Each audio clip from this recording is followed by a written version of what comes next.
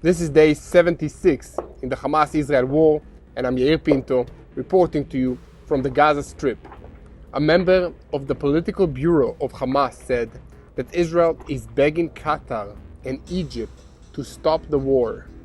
Nazal, a senior member of the terrorist organization Hamas, said that Hamas and the Palestinian resistance protect the Arab Islamic nation and not just the Palestinian people.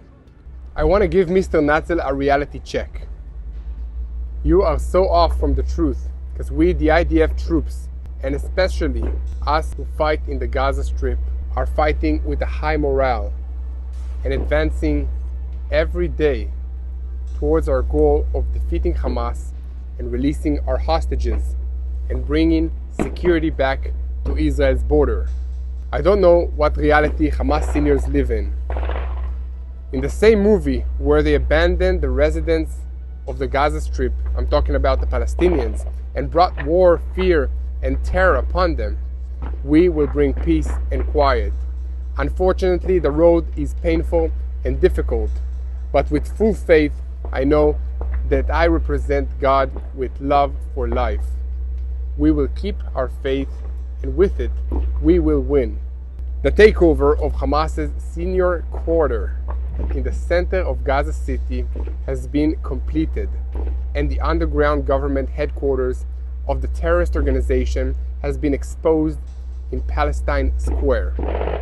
Fighters from the Israeli Armored Corps and special infantry units revealed an underground command station between the luxury Rimal neighborhood and the Zaytun neighborhood. This is an emergency center for the top of Hamas's leadership.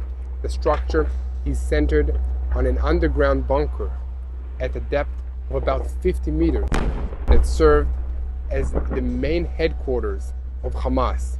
If you can hear explosions in the background, it's because the IDF is engaged in active fighting against Hamas terrorists as we speak. But I will continue. There is a lot of military intelligence information at the place. It is about a headquarters with a system of tunnels that connected to houses and other locations inside Gaza City. Look inside again.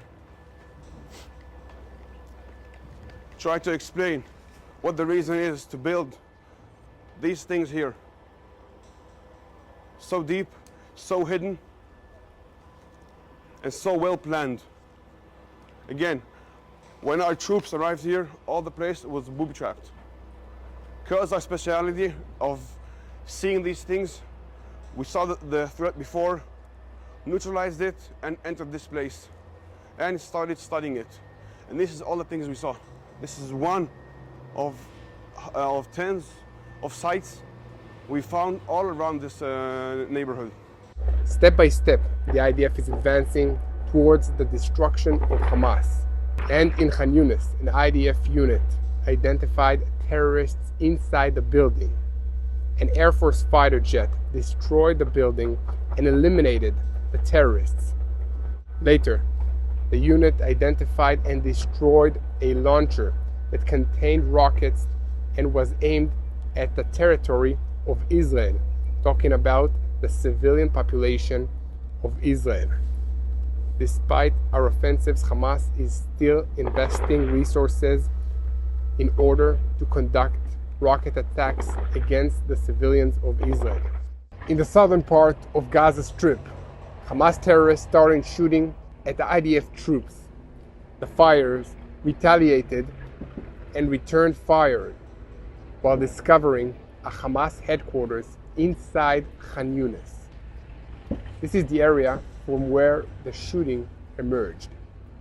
During the operation in that location, the IDF uncovered large amounts of ammunition that include explosive charges and about 20 mortars. At the same time, in the heart of Khan Yunis, a battle emerged between the IDF's armored corps unit that was raiding houses of senior members of Hamas terror organization. Hamas tried to repel the forces by force, but the IDF troops were able to flank the terrorists and neutralize them.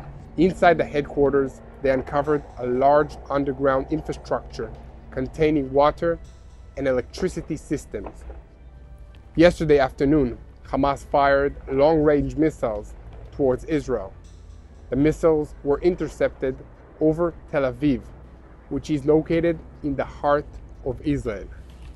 The Israeli Air Force was able to identify the origins from which the rockets were fired towards the heart of Israel, and a fighter jet was able to destroy the location from which the missiles were launched.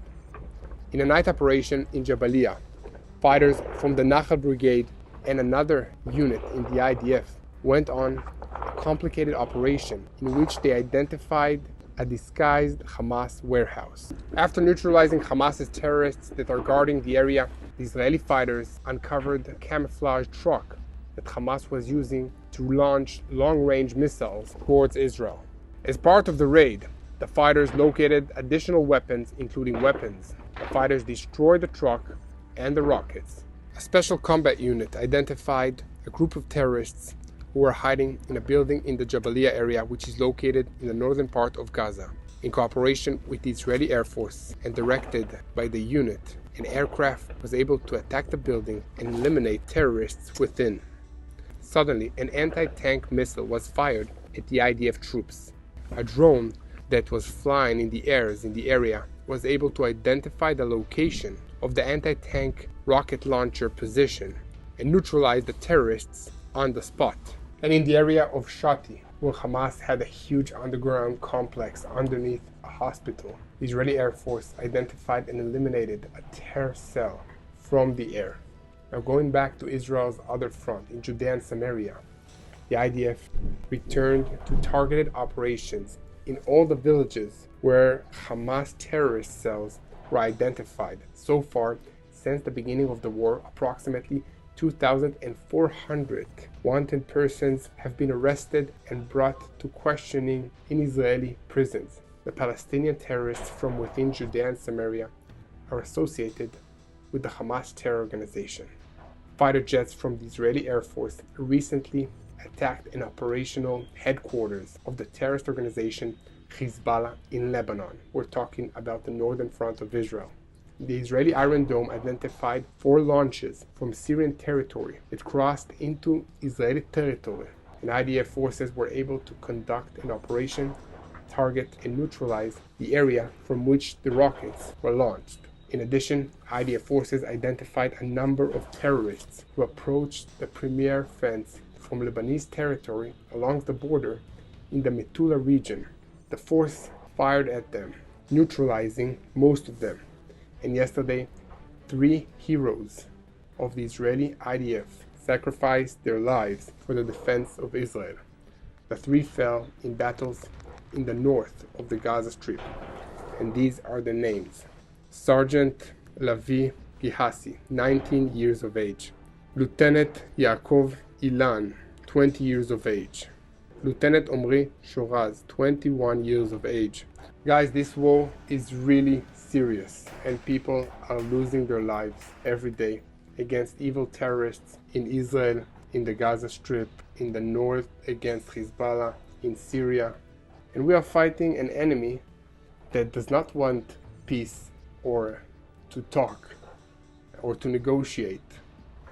All it seeks is to destroy Israel and the Jewish people. We know that on the 7th of October, this organization proved its intentions by conducting a terrible terror attack against Israeli civilians, kidnapping babies, women, and children. This will not happen again. Me, as part of the IDF, and the rest of my fellow soldiers will do whatever it takes, at whatever cost, to destroy Hamas and to return our hostages.